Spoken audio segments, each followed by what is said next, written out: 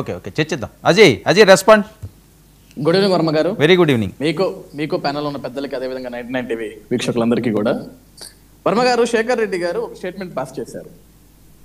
ప్రాణత్యాగాలు చేసైనా సరే అడ్డుకుంటాం ప్రైవేటీకరణని అని. అంత అవసరం లేదు సార్. శేఖర్ రెడ్డి గారు కానీ లేకుంటే వైఎస్ఆర్సీపీ పార్టీలో కార్యకర్తలు కానీ ఎవరు కూడా ప్రాణత్యాగాలు చేయాల్సిన అవసరం లేదు. ఎందుకంటే ప్రైవేటీకరణ జరగదు.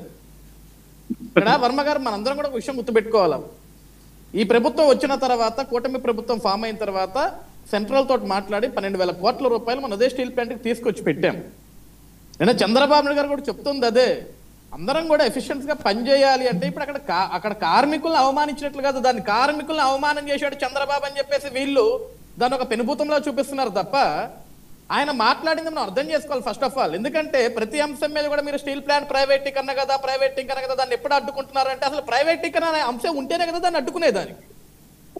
ఆ అంశం లేనప్పుడు నువ్వు మనం ఇప్పుడు సిఐ సమ్మిట్ జరిగినప్పుడు అదే క్వశ్చన్ అడుగుతావు, లేకుంటే ఏమైనా పరిశ్రమల సదస్సు జరిగిన అదే క్వశ్చన్ అడుగుతావు, లేకుంటే ఏమన్నా ప్రారంభోత్సవానికి వెళ్ళినా అదే క్వశ్చన్ అడుగుతావు, పబ్లిక్ మీటింగ్ లో కూడా అదే క్వశ్చన్ అడుగుతావు. అసలు ప్రైవేటీకరణ అనే అంశం లేనప్పుడు నీకు అది ఎందుకు వస్తుంది? నిజంగా ప్రైవేటీకరణ చేయాలి అనుకుంటే కేంద్రం నుంచి 12,000 కోట్ల రూపాయలు తీసుకొచ్చి ఆ స్టీల్ ప్లాంట్కి పెట్టుకోవాల్సిన అవసరం లేదు. లేకుంటే ఆంధ్రప్రదేశ్ రాష్ట్రం తరఫున ఈరోజు పవర్ బిల్స్ కానీ, వాటర్ ఛార్జెస్ కానీ, లేకుంటే ప్రాపర్టీ ట్యాక్సెస్ కానీ వీటన్నిటిని కూడా మనం వదులుకోవాల్సిన అవసరం లేదు కదా సార్. ఈరోజు ప్రభుత్వం దానికి సెక్యూరిటీగా ఉంటుంది కదా.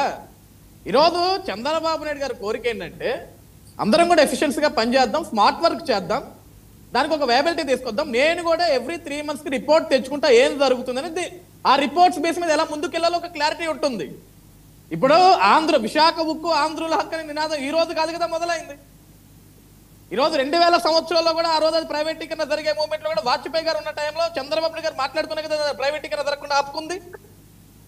ఇప్పుడు 48 మంది ప్రాణాలు సార్, అది బలిదానంతో ఏర్పాటైన విశాఖ ఉక్కు ఆంధ్రుల హక్కు సార్. అంత ఈజీగా ఎవరు ప్రైవేటీకరణ జరగనివ్వరు. ఈరోజు శేఖర్ రెడ్డి గారు ఒక పాయింట్ మాట్లాడాడు ఇందాక. నాడు జగన్మోహన్ రెడ్డి గారు పోరాటం చేశాడు కాబట్టి ప్రైవేటీకరణ ఆ రోజు జరగకుండా ఆగింది అని.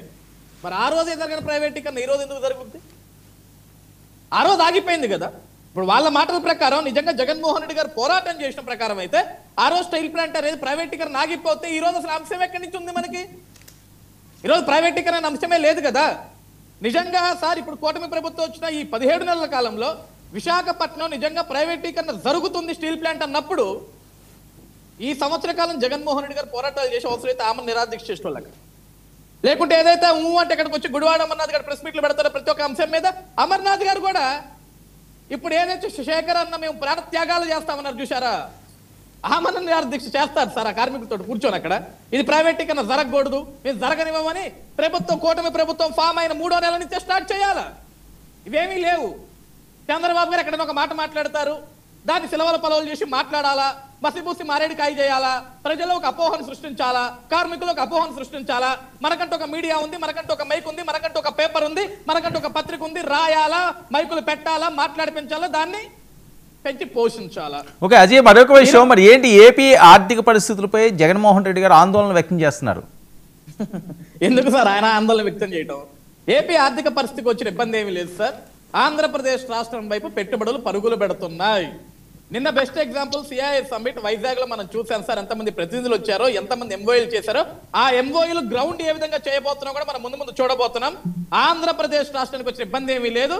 ఆంధ్రప్రదేశ్ రాష్ట్రంలో జగన్మోహన్ రెడ్డి గారు ఎట్లా ఇక్కడ నివసించట్లేదు కాబట్టి ఆయన కొంచెం భయపడుతున్నట్లు ఏమైనా జరుగుతుందేమో అని చెప్పేసి అప్పుడప్పుడు రాష్ట్రం మీద కూడా కాన్సన్ట్రేట్ చేశారనుకోండి, రాష్ట్రానికి ఏం జరుగుతుంది, ఏ విధంగా పెట్టుబడులు వస్తున్నాయి, లేకుంటే ఆంధ్రప్రదేశ్ రాష్ట్రానికి సంపద ఏ విధంగా సృష్టించబడబోతుంది అనే విషయం ఆయనకు కూడా అర్థమవుతుంది. అప్పుడప్పుడైనా కనీసం 24 గంటలు 1 గంట సరే రాష్ట్రం గురించి ఆయన ఆలోచించగలిగితే. కానీ జగన్మోహన్ రెడ్డి గారు రాష్ట్రం గురించి ఎట్లా ఆలోచిస్తారు అంటే, ఎక్కడన్నా ప్రమాదాలు జరిగి ఎక్కడన్నా ఎవరైనా చనిపోతే దాని మీద శవరాజకీయం చేయాలా, లేకుంటే ఇంకొక రాజకీయాలు చేయాలా, లేకుంటే ఏదైనా మంచి జరుగుతుంటే ఆ జరిగే మంచిని అడ్డుకునే విధంగా ప్రయత్నాలు చేసి దాని మీద ఒక పొల్యూడ్ రాజకీయం చేయాలి, మొత్తం పొల్యూడ్ చేసేసేయాలి. అటువంటి వాటి మీద ఫోకస్ చేస్తారు తప్ప ఆంధ్రప్రదేశ్ రాష్ట్రానికి మంచి జరుగుతున్నా, లేకుంటే రాష్ట్రానికి ఏదన్నా మంచి చేయబోతున్నా సరే వాటిని జగన్మోహన్ రెడ్డి గారు యాక్సెప్ట్ చేయరు సార్. కాబట్టి ఇక్కడ జగన్మోహన్ రెడ్డి గారు ఏమి కంగారు పడాల్సిన అవసరం లేదు. కంగారు పడి బెంగళూరు నుంచి పరుగులే పెట్టుకుని ఏపీకి రావాల్సిన అవసరం, హ్యాపీగా బెంగళూరు పడుకోవచ్చు, ఇబ్బంది ఏం లేదు. ఓకే సుజాత గారు.